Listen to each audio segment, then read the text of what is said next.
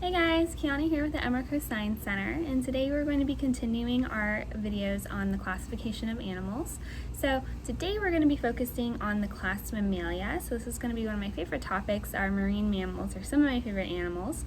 And so last time we kind of talked about our marine reptiles, and so we mentioned how these guys are secondarily evolved to life back in the ocean. And so it's the same with our marine mammals. So these guys are said to have evolved from ocean animals who then evolved to live on land, and then secondarily evolved to live back into the ocean.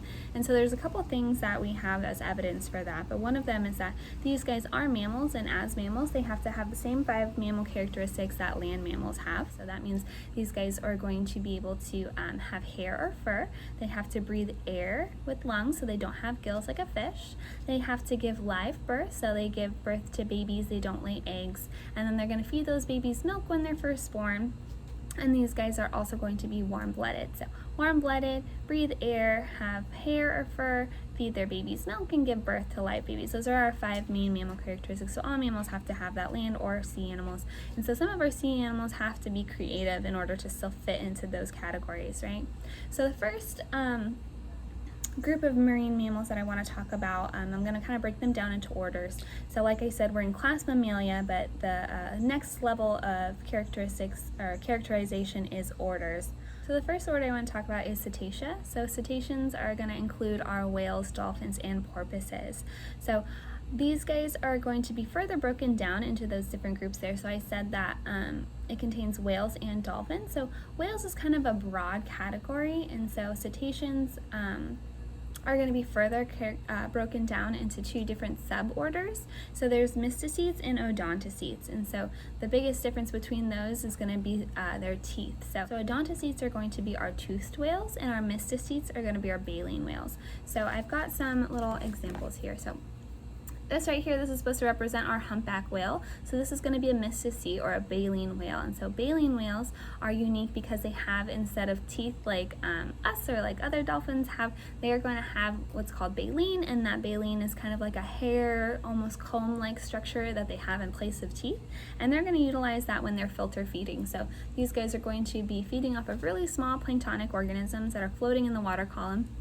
And they're going to be taking big gulps of water, and then as their mouths are full of that water, they're able to push the water out through those baleen combs, and they're able to catch all of the little food particles on the inside of that baleen, and they're able to lick it off with their tongue, and that's going to be how they're going to go about feeding. So some of our largest animals are going to be our baleen whales. So the largest animal in the world is our blue whale. It's going to feed off of the smallest organisms, and so it's able to sustain such a huge size even though it eats such a small thing. And so one of the reasons for that is that filter feeding is pretty energy efficient, so it doesn't take a lot of energy for them to have to chase after their prey. It's pretty passive, so they can kind of just open their mouth and take big gulps of water and get a lot of food. So one of the reasons that they're able to maintain such a high body size is they don't burn off a lot of that energy. They can kind of store all of it and utilize it for general body upkeep rather than using it for fast bursts of speed to chase down prey items, right? So our baleen whales are going to have that baleen, and they're going to be some of our largest animals. So it's going to be blue whales, gray whales, right whales, humpback whales. All of those are going to be mysticetes or baleen whales, right? And then I said we have our odontocetes, and so those are going to be our toothed whales, so things like our orcas and our dolphins. Those guys are going to be odontocetes. So killer whales are actually considered dolphins because they're in that family Delphinidae, but these guys are a little bit different because they are such apex predators. So that killer whale name kind of comes from the fact that they are such voracious predators, and so they can kill pretty much anything they want to. These guys can kill sharks, and seals is one of their big food items. They've also got ones that can feed off of whales, so that's another reason why they're called killer whales, because they can hunt other whales. But these guys are one of the most intelligent animals on our planet, so they are seen to do all kinds of really complex behaviors, from hunting strategies to communications, and they can form bonds with other animals, and so they're really advanced in their abilities to process thought. And so another one of our really smart toothed whales are our dolphins, right? So our bottlenose dolphins. These guys are seen to do some really complex behaviors as well. One of the really cool things that these guys have been seen to do is something called metacognition. So that means they're not only able to figure out problems, they're able to kind of think about the way they think. So that's kind of what metacognition is. It's like trying to understand the way you understand things, right? Studies have been done with dolphins where they were asked a series of questions. So they were given a sound, and they were supposed to utilize training that they'd been giving prior to that to identify that sound, right? And so they have different marks they can go to identify what the sound is. And they were not only able to answer those questions, they were also able to judge how certain they were of their answers. So they were able to say what they thought the sound was, and they were also able to say how sure they were about that sound. So they're able to think about and realize how much they think that they know. So that's something that's a little advanced that these guys are able to do. Another really cool thing that our orcas and our dolphins are able to do is these guys are able to do echolocation. So we know that these guys are able to use the little blowholes on top of their head for breathing, but it's also where they generate a lot of sound. So within their blowhole, they have phonic lips that they can use to emit auditory sounds that we can hear, but they can also make sounds internally in their head using the muscles in that blowhole to generate high-pitched clicks and whistles that we can't hear. And those whistles are actually going to be focused using this melon, so the squishy part of their forehead here, that's called their melon. So that part of their body is actually able to fine-tune those sounds and direct them in a way that they're able to use it to send out a signal in front of them, and then based on the reflection of that sound back to them, so as it hits something, it's going to bounce back and come to them, and they're going to use their lower jawbone to pick up on those vibrations, and those vibrations travel to their inner ears, and then they're going to process what they have in front of them based on how those sounds return to them. So they can tell if it's a really solid object, or if it's a living object, or if it's big or small, based on how the sound waves reacted when it hit it and returned back to them. So they're able to use that echolocation for a lot of things, for sensing their surroundings, for hunting, detecting danger, all kinds of stuff like that. So like I was saying, these guys utilize that blowhole on top of their head to make some sounds. And so these guys have a variety of clicks and whistles that they're able to use. And one of the cool things about these guys is they've also been seen to have a signature whistle. And so that's going to be their name, kind of. So it's going to be the way that they're going to refer to themselves, or so they'll call it out to announce their presence, or something like that. Or if someone's looking for them, they could use that click, and then this dolphin's going to know to respond to it, right? So it's almost like a name. And so something really cool about dolphin communication that we're trying to figure out is kind of the way that their communication works. And so seeing that signature whistle is something that's really cool. And so the way that works is they are able to blow air out of their blowhole, and then by manipulating the opening of that blowhole, it's going to kind of make sound. So kind of like when you blow up a balloon and you squeeze the end and let the air out, and it makes those squeaking sounds. It's basically how a blowhole works as well. So as the air passes through that opening, it can make those clicks and whistles. So dolphins are going to be making all of their little vocalizations from their blowhole and not from their mouth. So even if they have their mouth open and it looks like the sound's coming from their mouth, they don't actually have vocal cords like we do, and so there's no sound coming out of their mouth. So it's all coming from the top of their head. But if we look at dolphin anatomy here, I'll use this guy as our model here. So this is his rostrum, or his bottlenose beak.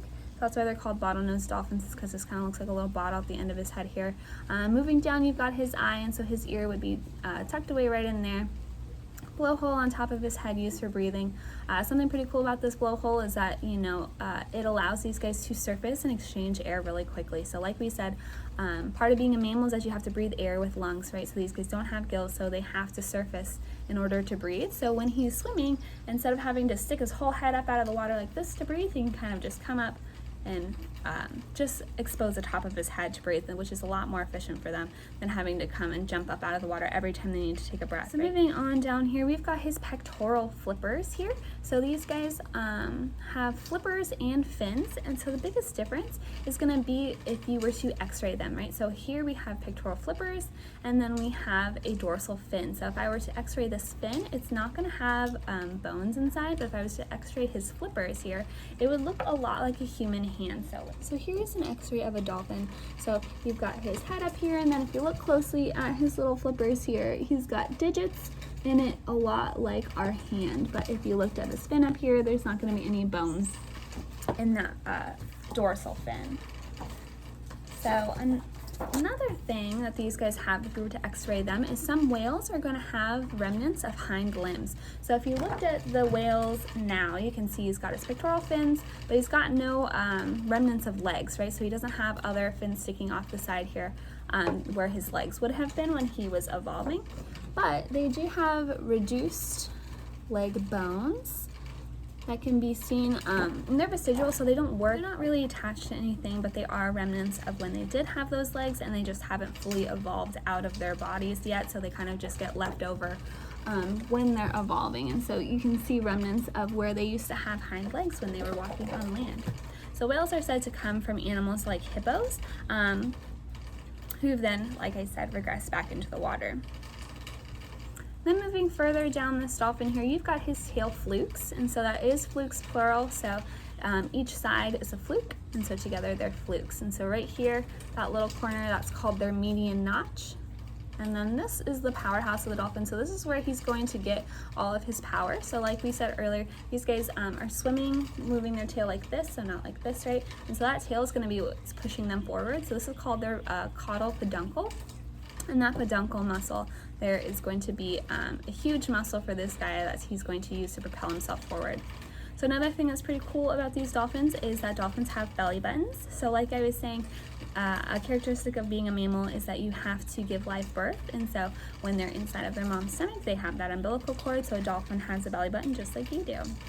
And then if you wanted to tell the gender of a dolphin, these guys do have sexual dimorphism, so you can tell their gender by looking at them. So what you would look for is on a dolphin's stomach here, like right around this area. If it's a female, you would see a division sign, so it'd be a line and 2 dots on each side. And for a male, it would be a line and a dot, so it'd be like an exclamation point. So boys have an exclamation point and girls have a division sign.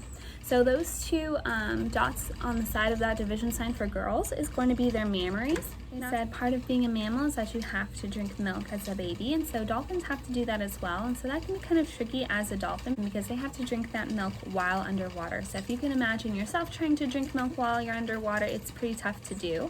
So what dolphins are able to do is they're kind of able to roll up their tongue and make a little straw, so they can do this.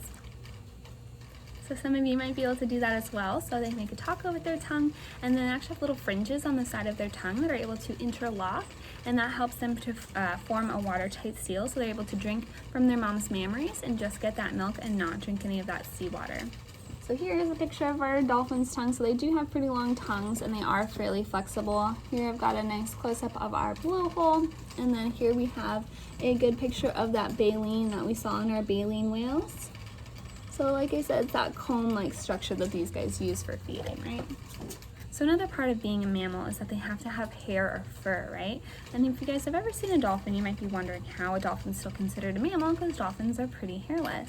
But these guys are actually able to satisfy that qualification by having whiskers when they're first born. So a baby dolphin would have whiskers right on the side of its rostrum here. And those whiskers are going to fall off after the first couple days of life, but they're thought that those whiskers might help them to locate their mom's mammary so that they can drink that milk during those first days of life. But then there's been dolphins born without them, and they do just fine. And so we're not exactly sure what the function of those are, but like I said, they do fall off after the first couple of days, but because they did exist on that dolphin, that lets them still be considered mammals. So another member of our cetacean order are our porpoises. So there is a difference between dolphins and porpoises. So there's a couple things you can look for to kind of tell the two apart. So I have an example here of what the two look like. So over here we've got our dolphin, and over here we have our porpoise. So one of the things that you can look for is their dorsal fin here. So these guys have more of a falconate or a curved dorsal fin, whereas these guys have more of a blunt triangular dorsal fin. Porpoises tend to be a lot smaller than dolphins as well, but one of the more foolproof ways to tell the difference between the two is looking at their teeth. So dolphins are going to have cone-shaped teeth, so kind of like little pyramid-looking teeth, whereas porpoises over here, they've got spade-shaped teeth. So their teeth kind of come up and go out and around and back down. So it kind of looks like a little shovel. So it's like thin and then round, or like a mushroom, I guess you can think of it that way too. So their teeth shapes are different, but then also their size and a couple different other things about them as well. But they're definitely not the same animal, but there's a lot more dolphins than there are porpoises. So another order in our mammal class is Sirenia, and so these guys are called Sirenia because it kind of is like sirens. So these guys kind of came up with the mermaid myth. So these guys are going to be our dugongs and our manatees. So there are a difference between the two, so some ways that you can tell the two apart. There's some good things to look for. So this one right here is our manatee, and this one over here is our dugong. So there are some face shape differences. So this guy's got a much flatter mouth here, whereas this guy's is more curved. But then another really easy one to spot is that tail difference. So dugongs are gonna have a tail that looks a lot like our dolphins, whereas our manatees are gonna have this roundish paddle-like tail. And what we usually see here in Florida are gonna be our manatees. We have usually West Indian manatees here in Florida, so down by Crystal River and places like that, and in our springs you're usually going to see manatees. These guys are suited for brackish water, so you can see them in springs that are freshwater and in bays and stuff like that as well. So these guys are able to tolerate a wide range of salinities, so it doesn't have to be as strict as some of our other animals who have to be in salt or have to be in fresh. These guys can do a little bit of both. But one of the problems that our modern day manatees have from being so slow is that these guys are oftentimes hit by boats. So these guys are really slow moving and really large, and so they also like to be pretty close to the surface of the water because they do breathe air, right? So when they're floating around in the water, they like to be kind of close to the top, and so unfortunately your boat propellers are able to cut their backs up pretty badly, and so that's why it's really important if you are boating that you are paying attention to any boating signs in the area that would tell you if there's common to have marine life in that area, or if it's a no wake zone. That's usually because of things like manatees in the area, so that means that your motor has to be off and you're just cruising through so that those propellers aren't going to hit these manatees, and hopefully if you're moving slow enough, these guys are going to be able to get out of your way in time to not run into you, right? These guys are vegetarians, so these guys are going to mostly be feeding on things like seagrass and sea lettuce and stuff like that. But when they are babies, like we said, they're mammals, so they have to drink their milk. And so something really cool about manatees is that when those babies are drinking their mom's milk, they're gonna actually be drinking it from her armpit. Yeah, isn't that crazy? So this is what a baby manatee drinking from its mom is gonna look like. So its mammaries are gonna be located right in their armpit. Pretty funny, right? So last order I want to talk about is our order Carnivora. So these are going to contain a wide variety of the rest of our marine mammals here. So you're going to have your pinnipeds, and you're also going to have your mustelids and your ursidae. So these guys are going to be in our pinnipeds. These guys are going to be our seals, sea lions, and our walruses. So for our seals and our sea lions, these guys are oftentimes used interchangeably, but they are definitely two different kinds of animals. And so we can learn how to tell these guys apart. So the big difference is, the first thing you can look for is ears. So our sea lions are going to have external ear flaps where our seals are not. So seals just have a tiny little hole on the side of their head that's pretty hard to see if you're not close up. But our sea lions are going to have this little bitty flap here on the outside. So that external ear flap is on a sea lion and not a seal. Another big thing is their hip bone. So our sea lions have a rotating hip bone, whereas our seals do not. So seals are going to kind of stay in this sausage shape right here, so they can't really stand up in any way. They're going to be kind of low to the ground like this, whereas our sea lions can kind of bend their hind flippers underneath them, and they can kind of walk like you would see like a dog walk almost. And so that rotating hip bone is something that's unique to sea lions and you wouldn't see in seals. So sea lions are able to kind of do that little bit of a walk, and they can support themselves on their front flippers, whereas our seals are going to do a motion called galumping, and it's kind of like a little fuzzy inchworm going around. So that's going to be how these guys are going to move. It also has a difference between the two in the water. So a sea lion is going to use those pectoral flippers to swim. So with their arms, basically, they're going to be swimming, whereas our seals are going to get most of their power from their hindquarters. So they're going to use the back end of their body to kind of move them through the water and propel them forward instead of those flippers in the front, because their flippers in the front are much, much smaller. So these guys have little bitty ones. These guys have big, long ones. This picture shows it a little better. So really small front flippers, whereas they have really big front flippers. There's a wide variety of species of seals and sea lions. So we have our leopard seals right here. These guys are some of the most ferocious seals. So most seals are going to be pretty slow moving and pretty harmless to people, right? Because they kind of just feed on fish and they're not that aggressive. But our leopard seals are going to be one of our more aggressive animals. These guys feed mostly on penguins, and they're really good hunters when it comes to finding those penguins and catching them in the water. So they've got really big teeth, and they're really fast and very efficient when they're after those prey items. We also have our hooded seals here, which have a really unique thing that they can do with their noses here. So they're able to actually kind of turn a pocket in their nose inside out to make this little ball here. So that is his nose right there. And so they can use that to communicate a couple different things to other seals. So if they're trying to claim territory or they're trying to claim a mate, they can do that to kind of show that they're in charge and they're big and they're bad, and it kind of just shows their dominance. But then we also have these guys right here. These are some of our largest seal species. So those are elephant seals. Those guys can be much larger than people. I don't know if you could see that little guy standing there next to him. So they're really big, and they are called elephant seals because they do have really big noses here. So you see that on top of their head here, that's their nose, and they're able to kind of maneuver that around a little bit, and so it kind of looks like an elephant's trunk, and that's why they're called elephant seals. Another family in this group is going to be our walruses. So these guys are going to be these animals right here.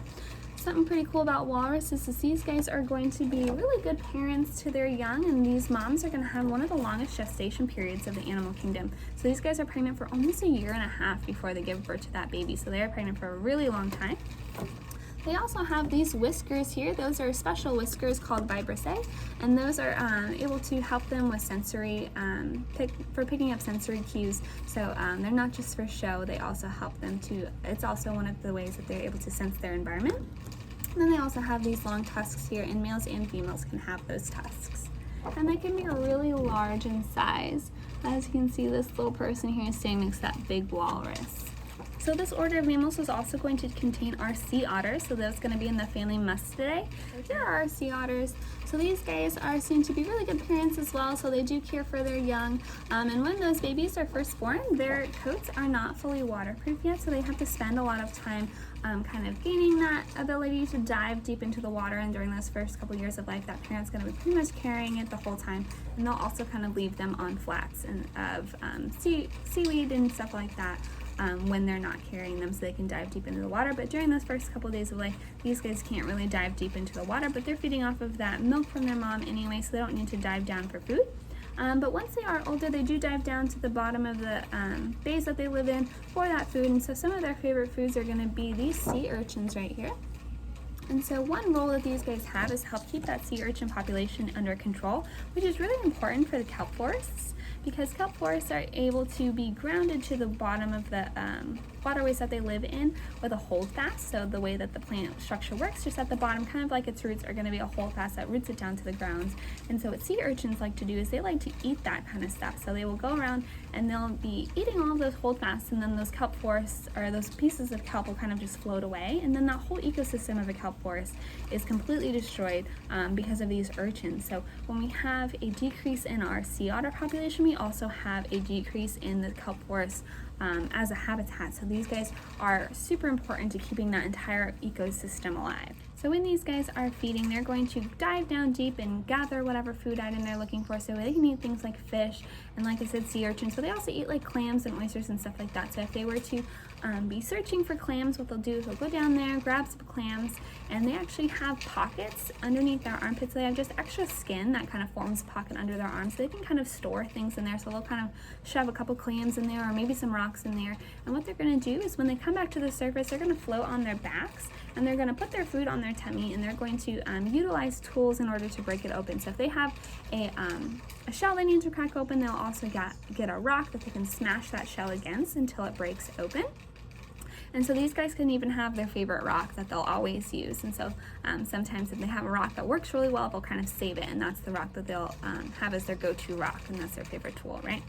And so another cool thing about these guys is, since they do live together in groups and they do have to sleep, usually they're still going to sleep on the water as well, so they'll be floating on their back, and so sometimes they will hold on to kelp or even each other's hands in order to not float away from each other. So it's not uncommon to see little otters holding hands, so it's very cute.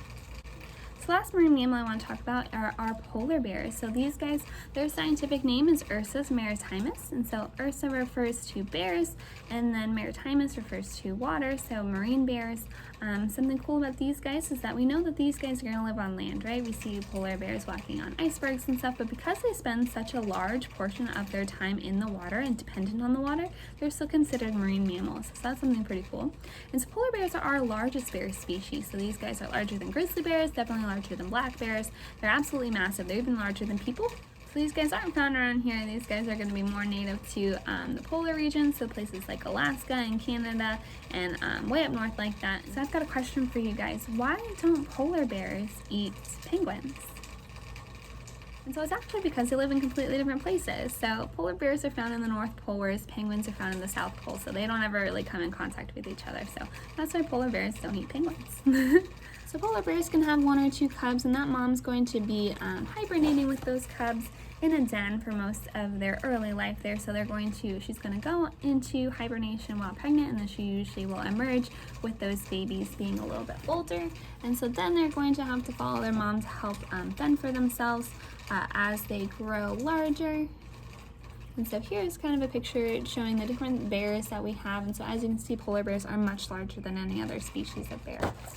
So another interesting thing about polar bears is they've got pretty small ears, and that actually is something that you see pretty commonly when you compare Arctic to non-Arctic animals that are of similar species, things like Arctic foxes or rabbits. You'll see them usually have smaller ears, and that's a tactic that they use to help them to retain body heat. So a lot of heat is lost out of those ears, so you would see more Arctic animals having smaller ears than some desert animals might have, right? Those guys would want to be able to expel a lot of that excess heat, whereas our Arctic animals are going to want to retain as much of that heat as possible. Another interesting thing about polar bears is that their fur comes off as that white color, but if you were to actually look at it up close, it's actually translucent or clear, and their skin underneath that fur is actually going to be a really dark color, so it's pretty much black underneath, but because that fur is so thick and so dense, you're actually able to not see their skin, and that fur appears white instead. Another interesting thing about polar bears is these guys are going to prefer sea ice to actual land. So instead of snow-covered land, they prefer actually being on sea ice or iceberg-like structures. And that's because they're reliant on these areas for things like hunting, because they get their food from the water. But that's one of the reasons that these guys are being threatened, is because their habitats are being reduced as those icebergs are melting. So that's one of the reasons why global warming is such a big threat for these guys, because they do rely on that sea ice, and so as those ice floes are melting, they're facing habitat destruction, and then that also inhibits them from having access to the proper food sources that they're used to, and that's why these guys are considered endangered. And that's one of the reasons that these guys are the faces of environmental conservation, because they are so directly influenced by that global warming phenomenon. Alright guys, that's about all I have for you today on marine mammals, but we're really close to opening back up, and so we're very excited to see you guys when we do. And if you guys do have any further questions about marine mammals, I would love to talk about them. I could talk about these guys all day long, so please feel free to ask any questions that you might have. But until we open up, I hope that everybody is having a good time at home and everyone's staying happy and healthy, and we really can't wait to see you as soon as possible. Bye!